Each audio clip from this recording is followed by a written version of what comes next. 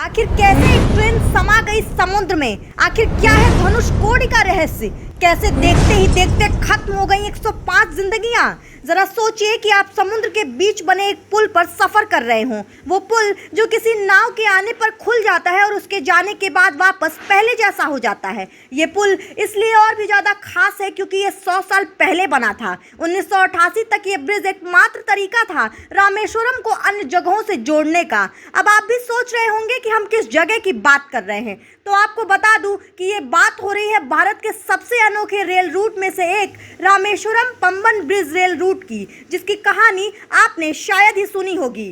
पंबन एक अनोखा नाम जिसको जानने वाली इसकी कल्पना मात्र से ही रोमांचित हो उठते हैं। अगर आप लोग ना जानते हो तो बता दूं कि पंबन रेलवे मिस्र के आयरलैंड से जोड़ता है। इस ब्रिज की लंबाई 2.6 किलोमीटर है और ये समुद्र के बीचों बीच बना है। वैसे तो रेलवे की बहुत कम घटनाएं सामने आती हैं, पर अगर ऐसा कोई घटना सामने आए जिसमें हमें सुनने को मिले कि पूरी रेलगाड़ी ही बह जाए तो जी हाँ, ये बात है 7 दिसंबर 1964 के रात की, जब दक्षिणी अंडमान सागर में एक लहर उठी जिसकी वजह से 19 दिसंबर तक चक्रवात जैसी स्थिति तमिलनाडु के अगल बगल के इलाकों में पैदा हो गई। किसी को भी नहीं आभास था कि आज क्या होने वाला था। सब कुछ सामान्य ही लग रहा था। अब तक किसी को ये खबर नहीं थी कि 45 किलोमीटर की एक मध्यम हवा जल्द ही एक बड़े तूफान का आकार लेने वाली थी। 21 दिसंबर को ज़्यादा ताकत से तूफान अंडमान की ओर बढ़ने लगा। लोगों के घरों में पानी भरना शुरू हो चुका था। ऐसे में जो स्थिति थी रामेश्वरम की बिगड़ती चली जा रही थी।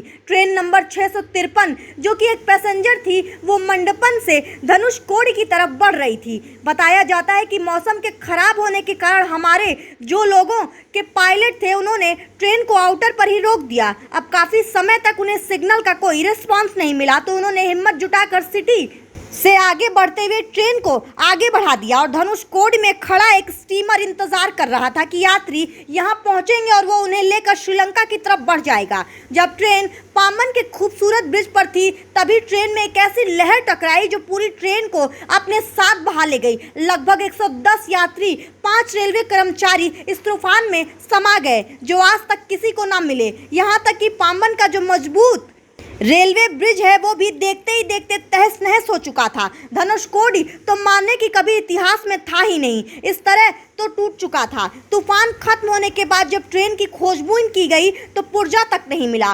ट्रेन और उसमें सवार यात्री कहाँ बह गए इस बात का अंदाजा लगाना मुश्किल था।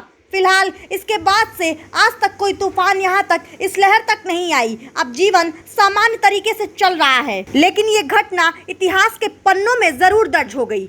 ये खबर कैसी लगी आपको, ये कहानी कैसी लगी आपको, हमें अपनी राय कमेंट के माध्यम से बताइए। मैं हूँ यशस्वी, फिर एक ऐसी ही कहानी लेकर के आऊँगी आपके सामने। आप बने रहिए NB न्यूज़ के साथ।